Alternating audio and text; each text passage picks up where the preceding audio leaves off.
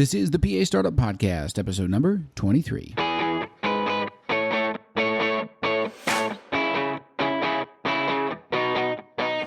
This is the PA Startup Podcast, where we help pre-PA students, current PA students, and new grads start their careers as physician assistants. I'm your host, Chris Darst. We are glad you're here.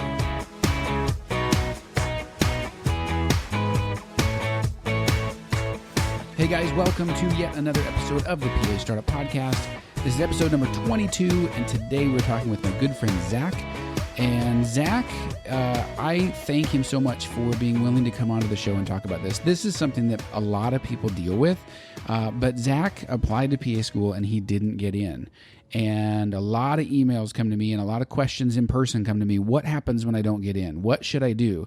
It makes you doubt yourself. It makes you wonder. It makes you feel terrible because you feel rejected and you feel like they don't like you or that something's wrong with you or that you picked the wrong career. And none of that is true because your application to PA school it doesn't define you as a person. It doesn't define you as a human being. It doesn't mean you're a good person or a bad person. It just means you didn't get in for some reason. And I really appreciate Zach's candid honesty because a lot of people want to forget about it and they want to move on. Now, Zach did get in and eventually, but it took persistence and a lot of patience on his part. And I have interacted with him for years now, and every time I've seen him, he is nothing but positive and encouraging. He's a great guy. So I really appreciate him being honest with us, but I won't steal his thunder. I'll let him kind of tell the story, but this is a great episode for a lot of people because PA school is getting more and more competitive. There are more schools, but there's obviously a fraction of seats for the number of applicants at each place. So there will be a large, almost majority of people, I would say, that do not get into PA school. So if this hits you where you're at, hey, don't worry about it. You are not alone in this. Take a little bit, regroup, and then get back after it. But there's some great tips in here. Zach learned a lot through his experiences applying and getting that rejection letter and applying again. And again, I don't want to steal his thunder, so listen to this episode here, but I'll be back at the end, and we'll kind of wrap up. But yeah, enjoy this episode. And guys, if this is you, hang in there, okay? This doesn't mean you'll never be a PA. It doesn't mean you won't get into school. It just means you got to give it a little bit more effort for another year. And at the end of the day, a year doesn't matter. 2 years doesn't matter. When you're out in practice and you're practicing, it'll all kind of be water under the bridge. So hang in there, and I'll catch you on the other side.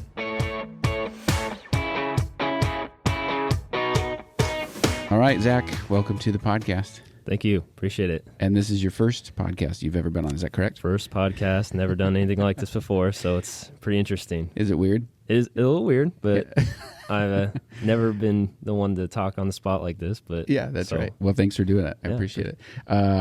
First thing first, and this is a curveball. I haven't told you this, and I don't ever tell people this, but open up your phone like you're going to text me, and tell me what your top 3 emojis are. Oh, man. All right. I have the thumbs up, the fire flame. Ooh. Yeah, and then the 2 hands high-fiving. Apparently, I use those quite a bit in conversation. You go. Yep, perfect. You're dropping lots of bombs with the fire. Yeah, the fire. Yeah. Awesome. Good. All right. Well, moving on. So, Zach, you are actually starting school tomorrow. Is that right? Tomorrow is the first day. And how you feel? I'm already nervous. What's the day hold for you? From what I understand, just mostly orientation stuff. 8 o'clock is when we're going to meet, and they're going to kind of go over their guidelines and how things are going to go in the next 33 months. Going to get the professional photo taken for the wall. There you go. For the next forever, I think, is what they said. So everyone can look back. Yep. Yeah. Gotta look good. Yeah, just kind of after that, I think they're kind of doing some get-to-know-you exercises for the whole class. And for those of us, or for those that are from different parts of the country, they'll kind of show them Lincoln a little bit better and where things are and stuff. So I think it'll be a good day. And then the rest of the week, I think we do start classes on Tuesday. Good. Starting. That'll be nice to get into it and kind of see what it's like. And what's expected of the semester and stuff like that. But yeah, good. Absolutely. Awesome, man. Well, you have to let us know how it goes. I'll have to.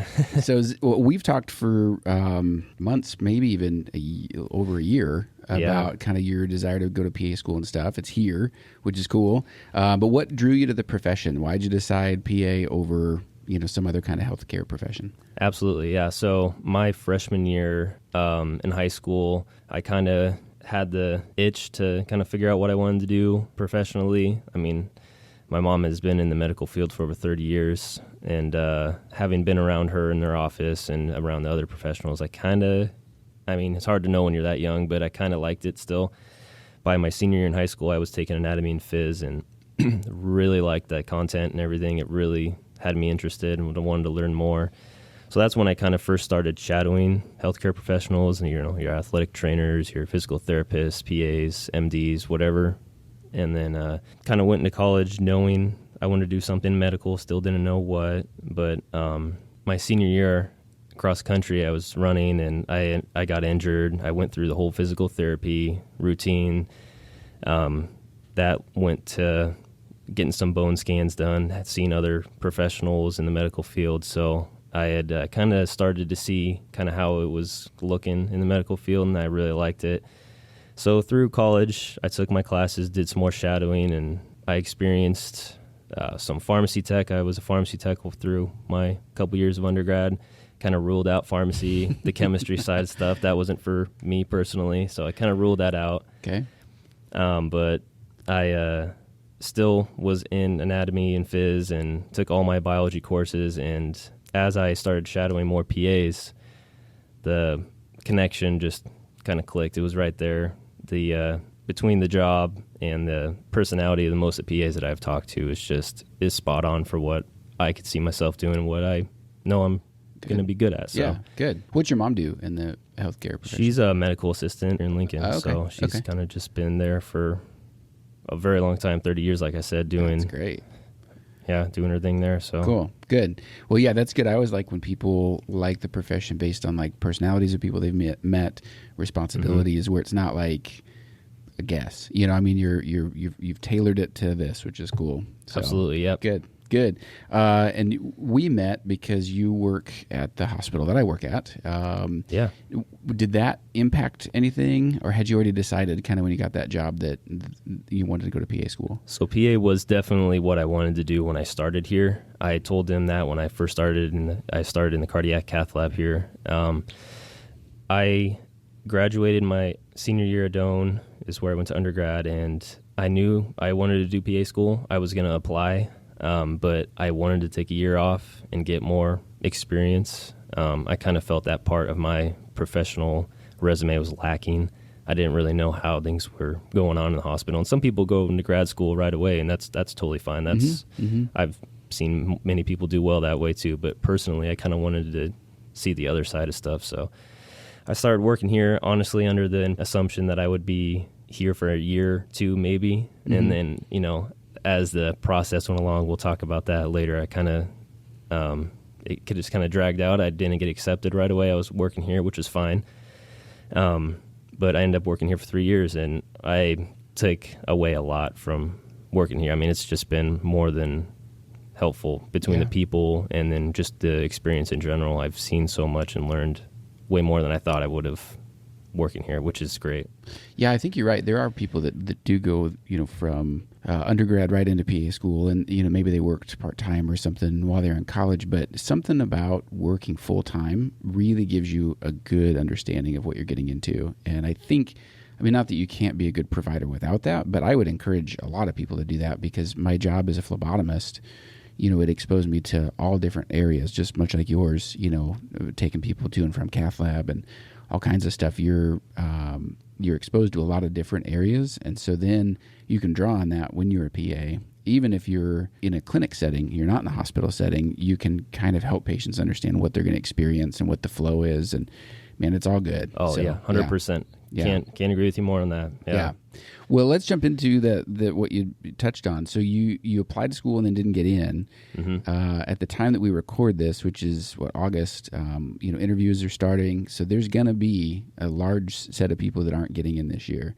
So tell me about that. Walk me through what that was like. What'd you learn? What all happened? What all went down? Yeah, no. So my first time applying, I was pretty confident. I had a year in the hospital under my belt. I had all my classes I needed done, and felt my GPA and everything was pretty up there for where I needed to be. And I got an interview where I'm going starting tomorrow at Union here in Lincoln. And the whole process in general was kind of a new thing for me. I kind of went on it head on by myself. I didn't ask anyone for like the application process online, especially. The interview process was a little intimidating. That's probably one of the bigger things that I'd say to kind of get you prepared for that. Just between the whole layout of it and the questions they ask you, and it's just kind of intimidating being there and having the spotlight on you for that long. But getting the no the first time was pretty hard on myself.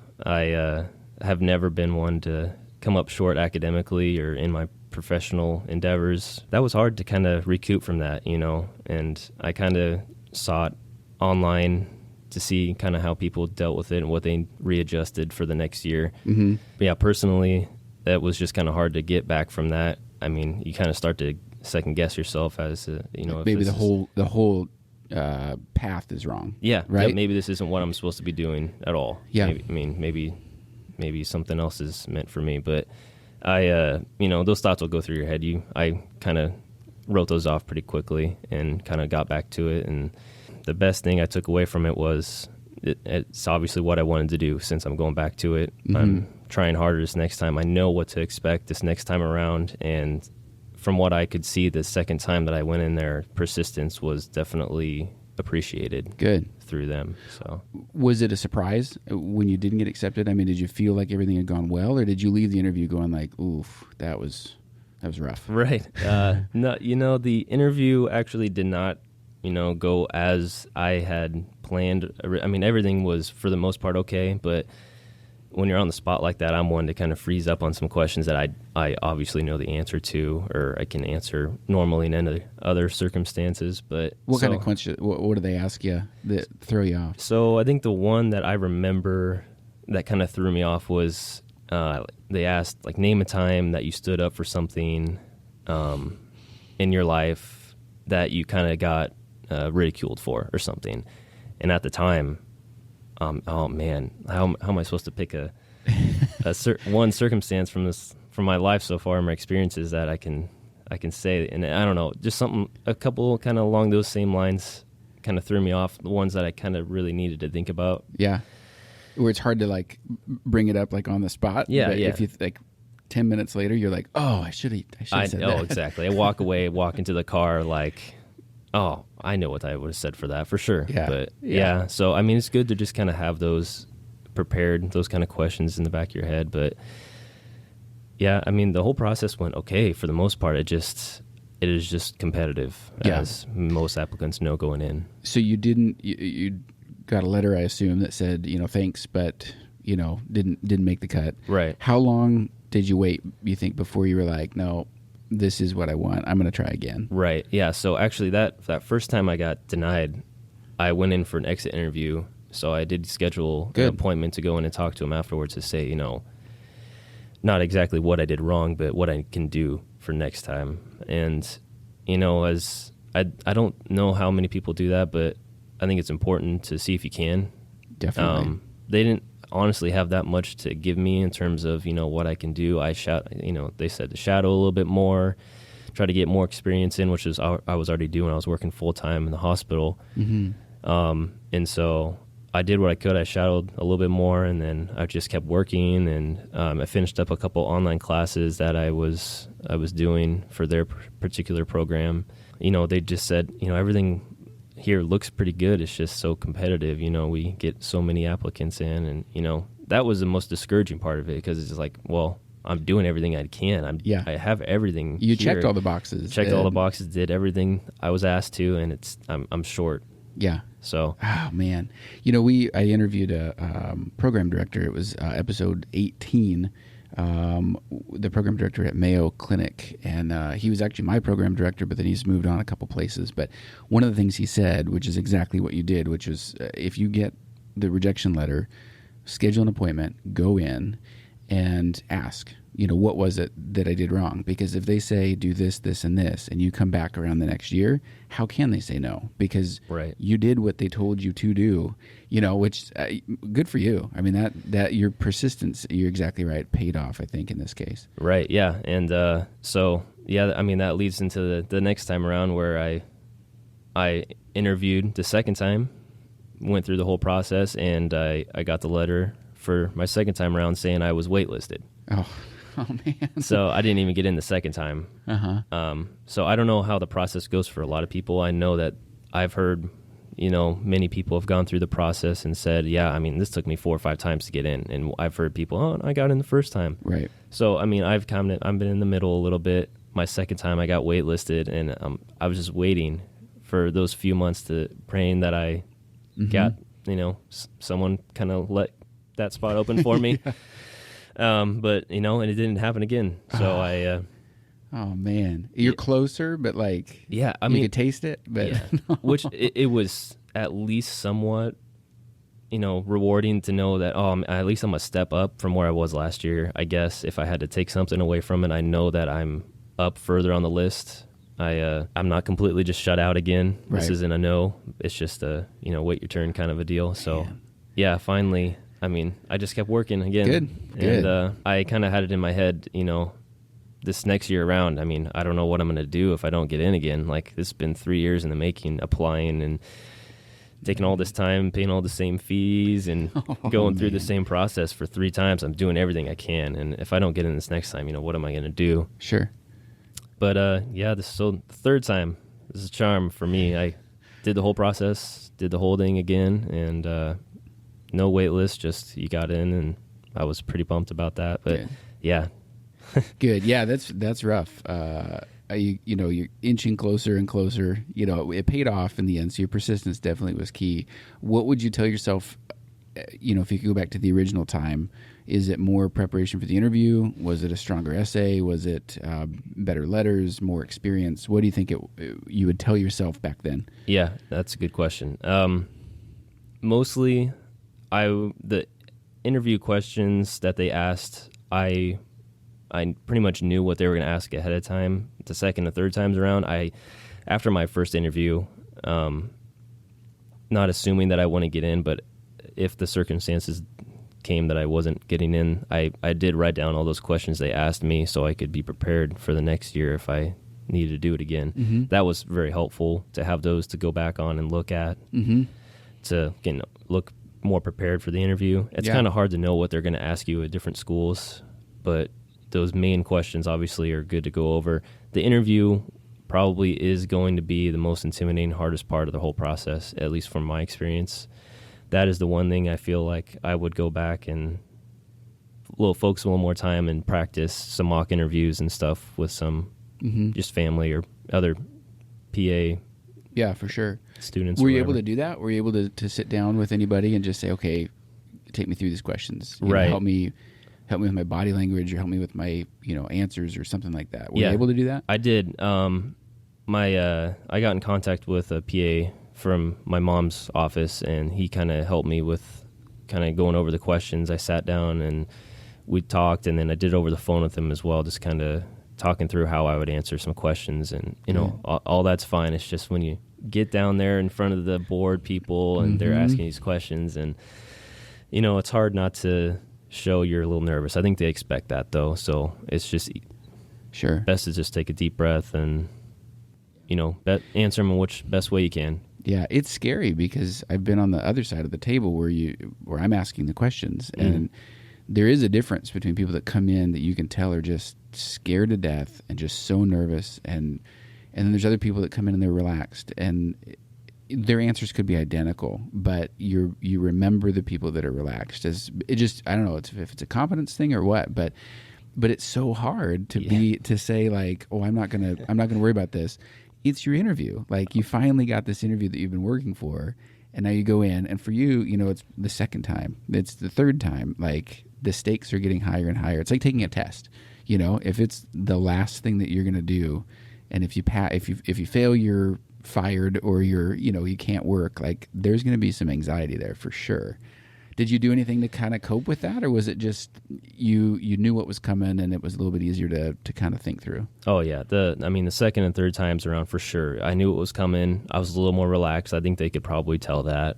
I could tell that. I mean, my voice wasn't shaking when I was talking. I'm not, looking at the ground or, I mean, I was just doing all the things I know I shouldn't have been doing that first time around. It's so much hindsight's 2020. Right. But I mean, it's just going to be intimidating. Everyone needs to know that ahead of time. Depending on the school, especially, Union did a really good job of making it comfortable. I'll give them that. A couple of the other places that I had been, not so much. They wanted to kind of give you that kind of sweat intimidation to sure. see how you'd act. Yep. But I mean, that's just going to be coming. So it's just good to know that ahead of time and just do whatever you can. And just a note on the interview is that everyone's worried about when people are asking questions or how you respond to the questions. But in that episode with the program director, he also commented on the fact that, we put out coffee and tea and donuts and stuff, and we give people on purpose time to sit with the other applicants. How do they interact? What do they talk about? What's their language like? And there's a secretary or somebody who's within earshot that's actually paying attention. And I had no clue. When he told me that, I was like, oh, really? That totally makes sense, because I remember clear as day my first time walking into the doors there for my first interview. I got lucky enough. The guy that came in right behind me, I knew him. Nice. I went to undergrad with him. He was in some of my classes. I'm like, oh, hey. I didn't know he was applying, and it's funny running into him there. So, yeah, we were chatting it up and everything, and the secretary was like, yeah, most people are just sitting here quiet, and you guys are chatting it up. That's really good to see. And, I mean, you don't have to, go out of your way to be all sorts of small talk with everyone in the room, but, sure. I mean, it is helpful. I think. You don't want to throw people off of their game or have them throw you off. But if you know somebody, I don't know, it was interesting because I remember sitting out there in my interview having no clue that this person was paying attention to what was being talked about. So if you go out there and you're dropping F-bombs and you're, that guy was stupid, like, ooh, hey guys, you got to be professional the whole time. It's all part of the interview, from pulling up and getting out of the car to getting back in the car and leaving. Save that for later. No, yeah. Well, it just does make it a little more intimidating, even because you're being watched the whole time. Yeah. Like, I mean, it's just totally. It's just the whole thing is it's interesting. That's crazy. But, yeah. So you applied to a couple different places each time. Is that right? I did. Yeah. I kind of narrowed it down each year. I mean, my first year I kind of applied many places, and that can get pricey. It got pricey. Yeah. And if you end up getting interviews and you get in, it's worth it. But I can tell you right now, the schools look for the in-state residents mostly. Oh, really? I mean, that's something I didn't know. Applying to all these, I was applying to Arizona. I applied somewhere in Idaho, Colorado. I mean, a lot of the schools kind of tell you up front, we'll look at you, but we want to make sure that the people that we let into our program are going to end up, benefiting our state afterwards, and they don't want you going back to your hometown and leaving. Yeah, they're losing basically good people that they could keep local. So, I mean, that was interesting to kind of find out. I had a better shot staying in state. That's interesting. I remember looking at, having lived in Nebraska for most of my life. I worked in Maine, I lived in Texas, so I've been around, and I was like, I want to go to Santa Monica. I want to go to Phoenix. I want to go to Denver, all these cool places. And my wife, bless her heart, was like, what are you doing? Like, you're going to be so distracted if you go to these places thinking that, I want to, live in New York City and take it. Like, number one, it's really expensive. Number two, it's actually probably good to not be, I don't know. It's cool to go to a new place for sure. And if you know that you're going to live there and work there and that's where you want to have your career, then it's probably fine. But we were never going to live really anywhere other than here while our kids were little. So to go there was just going to be a distraction. And 100%. Yeah. You don't think about that when you're applying. You just want to get into school. Right. But it is important to know, like, all those other factors that are going to come into play when you're in school. Yep. Cost of living, activities. So instead of just blindly kind of applying to these places, like I kind of did my first time, just wanting to get in. I think it is better to be realistic about where you'll be happy and have your support group. Like you said, if you have a family or wife or husband, or that all comes into play. So for sure. they're a part of it too. Yep. Yeah, they have to buy into it as well, because they're kind of supporting you as you go through it. So 100%. Yep. Now, speaking of which, you just told me that you're getting married here soon, right? I get married in a month, just over a month from right now, which is awesome. A little kind of crazy timing for myself. But I start school tomorrow and then get married a little over a month. Yeah, it's a bit much, but at the same time, we've kind of talked about it for a while. Mm-hmm. We kind of knew that if this was going to be the way it was going to go, at least they're pretty much flush with each other. We've had most of the time to plan this summer, so everything is pretty much done. Yeah. But it is a little more intimidating. I'll be a month into school, what's going to happen. Right. Well, good. She's on board. She knows that this is what you're working towards, and it benefits her in the long run, so that's good. Yep. Awesome. Absolutely. Cool. When you went through to your interview again, were the questions pretty much the same, or had the process changed at all? They were very, very similar, and which was very helpful to me because I had written them down the year before after I got done. I knew what, for the most part, they were going to ask. They threw a couple ones in there that were different, but they also had a couple essay questions that they had a separate section of during the interview, so they had us all go to a room and answer these essay questions too. But during the interview, I was pretty much knowingly what was going to happen, what questions they were going to ask, which is helpful. Yeah. Other schools will ask different questions. There's only so much that they can really ask, I mean, right. Especially if they're looking at ethics, how did you deal with this situation or that situation, or what would you say in this case? Or, yeah, exactly.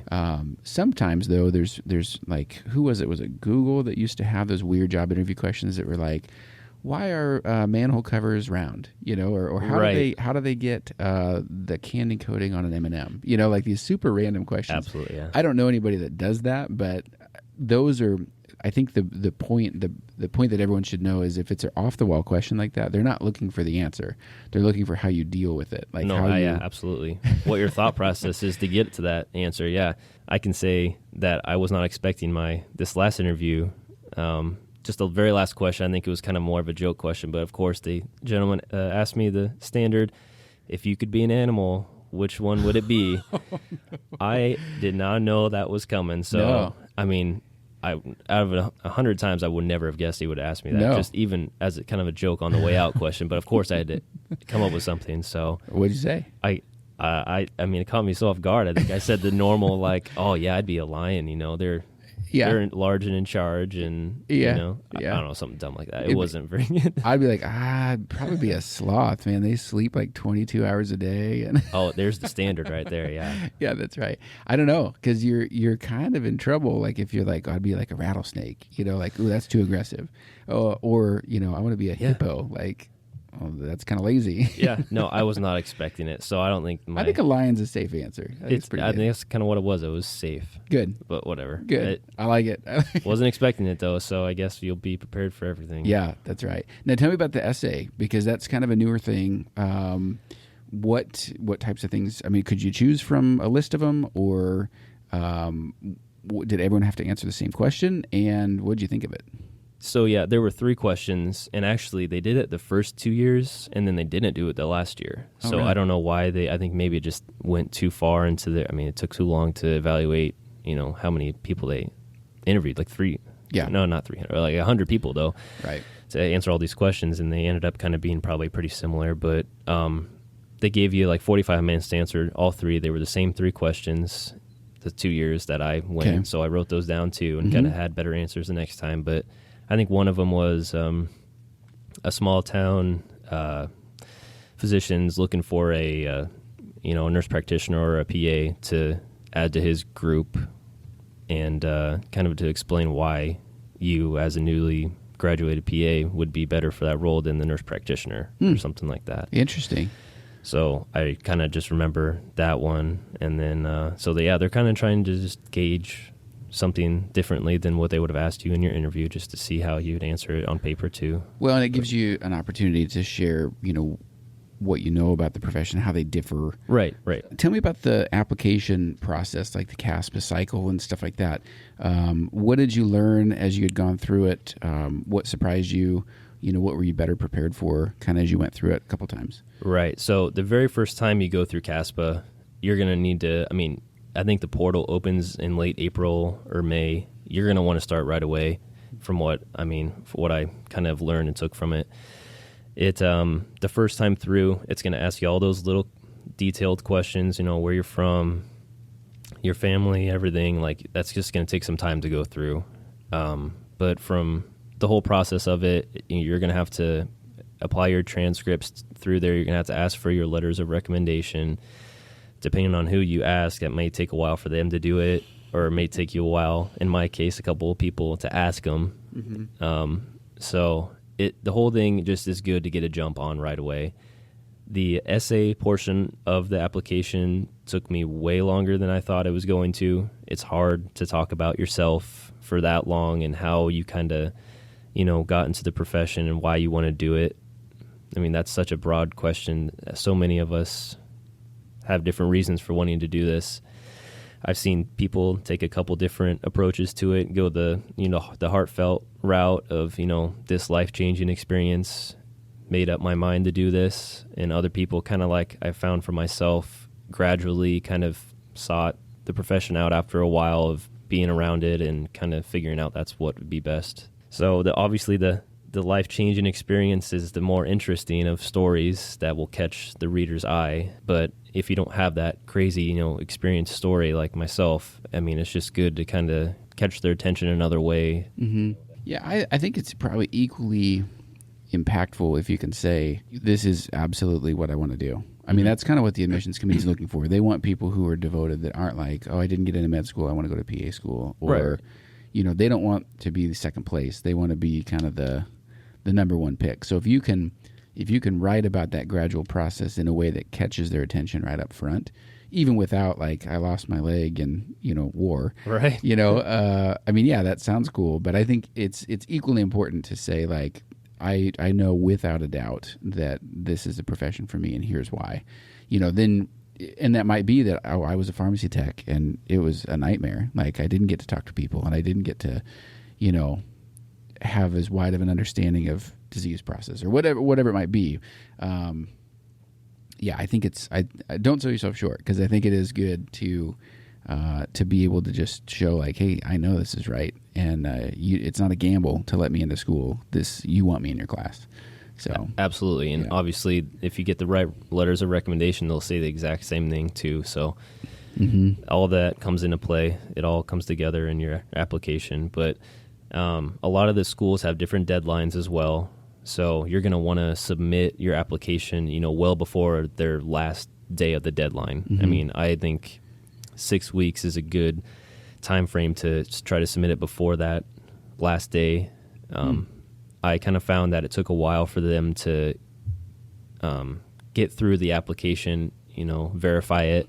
They have to verify your transcripts, your letters of recommendation, all of that. They need to, make sure all of that looks okay. It just takes a while for them to process it. And then, again, a couple of schools will have external applications to fill out through their grad school. Oh, like in addition to the CASPA? In addition to the CASPA. So CASPA is not sometimes the only application you need to fill out. Oh. So when I applied to Wichita State, and specifically I went through CASPA, paid the fees for CASPA, and then they emailed me a external application for the grad school. Oh, I had to submit a fee for their grad school, and then I had to submit a fee for their PA school. Oh man, on top that's of the weird. grad school. So it was Wichita, just what are you doing? That's weird. Everyone does it differently, but it was just interesting, because then they'll obviously ask you their specific questions through their external interview, and so sometimes that takes a little while too. So you don't want to do it the couple days before the deadline. You want to make sure you get that in as soon as you can. That's a great idea, because I bet the application deadline is when most people are going to be finishing. Right. So, you're going to get lost in the shuffle, honestly, right? I mean, you're going to be put in the back. The first people, I can't say that I was the first to submit. It probably still took me a couple months to get everything, references, my essay, but I did find that it is very helpful if you submit it earlier than later. I mean, it's easy to put it off and that's a great take idea. time on your essay, but as soon as you can get it done, the better, because it's not a whole lot of time from when they give you from April May when they open to, a lot of the schools like it in August or September. Right. To have it done, and which means you would need to submit it in July, which only gives you a couple months to do all this. So it is kind of start right fast. away. Yeah. But that's a great tip. So everybody listening, look at their date and then count back 6 weeks and have that be your actual date. Yeah, so, I'd say it's a great way to do it. Excellent. Good. That was worth it right there, right? No, absolutely. No, it was, because I learned that the second time around even. It was like, which is helpful if you do have to reapply. CASPA will kind of carry over the bulk of the stuff that you filled out the first year. Oh, okay. It won't carry over your essay. It won't carry over your references. But your courses and things that you've taken, correct, you don't have to go through and enter those one by one. Right. And did you have to enter those? I did. It wasn't electronic from, they don't have access to your transcript somehow that automatically imports it, right? No. So you're going to need to go, there's a spot that you're going to need to go submit your transcript from your undergrad and have it sent to CASPA, and then they'll submit it out to the schools. Yeah, because I think the schools need a transcript, but then, part of your CASPA application is all your grades. And I think there is you can, for a fee, have them enter it for you. Yeah. But it's I don't not know. worth. It's just take the time to fill it out yourself. That way you can make sure it looks the way you want to. Yep. And you do what you want, I guess, but. Right. I found that it's easier just to type it out yourself anyway. Yeah. I think I just took a couple evenings, while we're watching TV, I was typing them in and stuff. So right. Cool. Well, good. Okay, tell me about you'd mentioned the GRE. Did the schools that you were applying to require that, and did you retake it each year? So the GRE was required I applied to the Med Center in Omaha. They required it. Union did not. Okay. I asked Union. They said they won't even look at it, even if you have it on their application. I don't know. Some schools will say that and some won't. Personally, I did not care for the GRE. I know it's just like another ACT. I did not have to retake it every year. Okay. It does. Unless you wanted to and didn't get the score you wanted, obviously. But I just took it the once to have for the Med Center's resume. Mm-hmm. I kind of found that it wasn't a great representation of how I'm going to do in PA school. They, at the Med Center, told me the exact opposite. We found that it is a great representation of how you'll do in PA school. Personally, it doesn't, it's your standard testing. It's your... Yeah, I kind of disagree with that because it's I remember they said it was no more than high school level math. So I was like, all right, I took high school level math. I hadn't looked at it for 5 years, or whatever it was. So, and I don't know if it's still this way.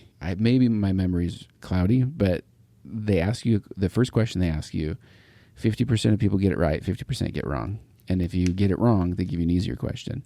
And I kid you not, by the fourth or fifth question, it was like, which column is greater? And it was like, column A was like number 16. Column 4 said 4. And I was like, oh my word, I'm doing so bad. Oh, so, no. Needless to say, I took it twice. But I disagree with that, what you're saying, because it was not a representation. I did fine during school. I did well. But my GRE score, at least up front, was not what it could have been. It didn't correlate. I 100% agree with that. I did the same thing. I showed up. I kind of did some review for some of the math stuff, but like you said, I hadn't taken a math course in 4 years. My last math course was my senior year in high school, and I hadn't taken anything or looked at anything. I'm a biology major in undergrad. I wasn't doing any sort of math that I needed to do. Not that's going to be on not the advanced GRE. algebra. Yeah, right. I would rather accept someone to PA school that has a good personality, has good interpersonal communication skills, but knows nothing about, algebra, versus someone who tests really, really well, but is like super rigid and not able to talk to patients. Because a big part of my job as a PA is explaining things to patients and responding to their questions. And whether or not I can do some sort of analytical math, maybe that's good, but it's not going to be any equivalent, and the patient doesn't care. Right. They want to know why their arteries are blocked. They want to know how soon they can lift more than 10 pounds and why. Yeah. 110%. Yeah, exactly. No, it's way more important to have that everyday aspect of your life, how you're actually going to apply it to your job every day. For this specific career, the GRE I didn't feel was very necessary. Mm-hmm. And so I did it just because some schools require it. But, if you don't do as well as you need, as well as you thought, I don't think it's that big of a deal. Yeah. It might prevent you from getting into a certain school, but right. If it's not unanimously required, then maybe if you've taken it and maybe your scores aren't what you want it to be, then avoid the schools that require it. So, right. Were they pretty clear? Was CASPA pretty clear on the requirements on what schools required different things, or did you have to select the school, pay the fee, and then see the requirements? No, so the requirements are usually actually on the website for the PA program anyway. They tell you before you go through the whole thing. Yeah, so I kind of looked at all that before I, started going through that whole process anyway. But so yeah, most schools will say this is what you need to do, and this is what's going to be on CASPA for you to fill out. Mm-hmm. This is what we require. Don't waste your time unless you have everything that you need. Yeah, and that's probably true. Don't spend all your time if you're one class short. Like I was going to apply to a couple schools in Nevada because my fiance is from Las Vegas. So oh, nice. I was going to apply there and just to see, but they required a couple classes that I hadn't taken in undergrad. But I wasn't going to take the time to go out and do those classes again. Pay the money, take the time, go through it. If it's not for you. Yeah, so it'll take a little bit of time to figure out, what schools, if you want to stay by close, then look into those schools, what you need to do. If not, it's just a process to go through all of it. So yeah, it's probably wise to be somewhat organized about it. Kind of list the places you want to go, check the prerequisites, make sure you've got them, number one, and if you have them, okay, great. Now we can start the CASPA, but don't waste your time on the CASPA application for stuff that, I didn't check that they needed that writing course or something like that. That's kind of a waste of time. So no, totally. Yeah. Good. Cool. Well, what are you most looking forward to for PA school? I'm looking forward to rotations, honestly, because I don't know what I want to do. Like, I've been around cardiac for the last 3 years, which is very interesting to me. I wouldn't mind coming back to do that. Having been around orthopedics as well, I'd be interested in that. I just don't know how everything's going to go.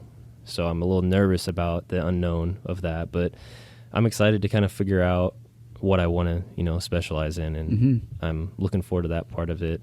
And the academic part of it, I kind of looking forward to getting back into it. I've been out of school for 3 years now, so it'll be hard to get back into the webs things, need to come out of the brain. Yeah. You know what though? It's such a it's so much fun because it's all usable. There's very little that you have to learn in PA school that is unnecessary. So it was so much easier for me to study, how to perform a physical exam than it was to learn microbiology. You have to call on some of that stuff to understand what you're doing, but anatomy, physiology, clinical medicine issues, all that, it's going to be a lot more fun. So yeah, I'm looking forward to actually starting to apply that, everyday stuff that I want to be doing during that'll be cool. My life as a PA instead of just. But rotations are a good way to kind of transition from the book answer to what it looks like in real world. Your first day on rotations, you're like, okay, I read everything, I'm ready. Right. And then it's like, well, what do we do for this person? It's like a super simple problem. You're like, I don't know. Yeah, exactly. I don't know what to do. Yeah, I bet that's the way it'll be. That's cool. No, you'll do great, and it'll be a lot of fun. So hoping for the best, I cool. guess. Cool. Well, thanks for joining me today. I appreciate you having me. It's been good talking about all this. Yeah, good. Well, we'll have to check back in with you, see how school's going. Have you back on. But congrats on getting into school. Congrats on the wedding. Yeah, thanks. A lot going on. Yep, that's right. All right, man. Well, thanks a lot. Appreciate it. I hope everything was helpful here. So very good. Yes. Thank you. All right, thanks. All right, guys, there you have it. That was my interview with Zach Goki. Was I right or was I right? That was chock full of great information and information that's not easily found elsewhere. But let's go through this. Okay, so key points. The deadline. Holy cow, what a great idea. Look at the CASPA deadline and then count back 6 weeks. Get that application in early. Number one, it gets it off your chest so you don't have to be worrying about it anymore. Number two, it gets it in early so that the admissions committee or whoever is going through it sees your name and it's not lost in a flood of applications right at the deadline. So get that done early. So count back 6 weeks, get all that done. Definitely check out the prerequisites. Are you going to have to fill out a second application, like he had at Wichita State, or is there anything else that you're going to have to do? Just kind of know what's coming down the pike. So great tip there. Another thing was the exit interview, and Mike Huckabee in episode 18 talked about that, how important that is for if you don't get in, to schedule an exit interview and ask, what can I do to be a better candidate? Because if you do everything that they tell you, how can they tell you no, right? That's a great tip there. Good job, Zach, for doing that. And then another thing that Zach did that I don't know that I would have thought of doing, but right when you're done with your interview, take 30, 45 minutes, sit down at your computer and type out every detail you can remember about the interview itself. What questions did they ask? What were the essay options? Who was there? Who did you talk to? What were your answers? And that way, if you do get a rejection letter, you can go back through and you can refresh your memory. If you're like me, I was so glad to get it over with that I kind of just wanted to decompress for a couple days. Just, okay, all right, that was good. I got that done. I'm hopeful. Let's see what happens. So if I got a rejection letter later, a week or two later or even months later, by then I'm going to be bitter and I'm going to be upset and I'm going to forget some of those details. So write those down right away. If you don't get in, you can go back to that document and then you can go through a mock interview, or you just refresh your memory. You can practice writing some of the essays even, and just see how you do, kind of fine-tune things. And I know it's hard to ask for constructive criticism from people, but sit down with someone you trust and say, listen, I didn't get in. I want to nail this interview. Help me with my body language. Help me with my answers. Help me with anything that will help me come across either more confident, relaxed, certain of your goal to become a PA. All right, gang, I've kept you too long. So just a reminder, please leave us a rating and review on iTunes. Those of you that have left a rating, thank you so very much. I appreciate that. Subscribe to the podcast. That helps other people find us. Make sure that you don't miss any episodes. And I haven't been uploading with the frequency I intended. Work's busy. Call nights are busy. We're covering for an open position we've got. We're training somebody new. So life gets in the way. So I'm trying to get these episodes up as regular as I can. So thanks for your patience with that. Shoot me an email if you have questions at pastartup.co. I love hearing from you. I love talking with you guys. Also, don't forget we have an Audible sponsorship. You can get a free month of audible.com with a free book included, and that is at pastartup.co/audible. You can cancel anytime and you can keep that free book. That is there for you as well. And I love hearing from you on Twitter, pastartup.co on Twitter. And I look forward to the next time we get to hang out. All right? Keep grinding away. If you are applying to school, don't be afraid of the rejection. Statistically speaking, more people get rejected than get accepted. So don't be afraid if that happens. Think through some of these key factors to try to prevent that. But if it happens, don't worry about it. Take a couple days, regroup, and then refocus. Figure out what you're going to do differently and keep grinding away. All right? Can't wait to be your colleague, and I can't wait to talk to you next time. See ya.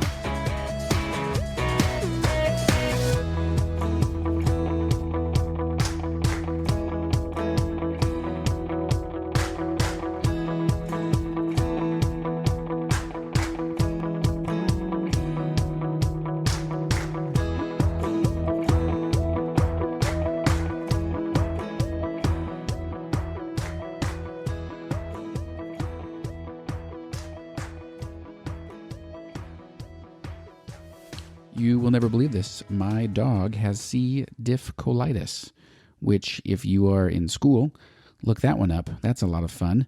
It's actually a terrible thing that we see in the hospital a lot with people that have too many antibiotics. Wipes out all the bacteria in their gut and it's left with this overgrowth of C. diff. And you know what that makes? Is watery diarrhea on my carpet. Fantastic. But guess what? You treat them the same way as you treat humans. You give them some Flagyl. So I'm going to go clean this up. I'll be right back. Be right back. Be right back. Be right back. Be right back.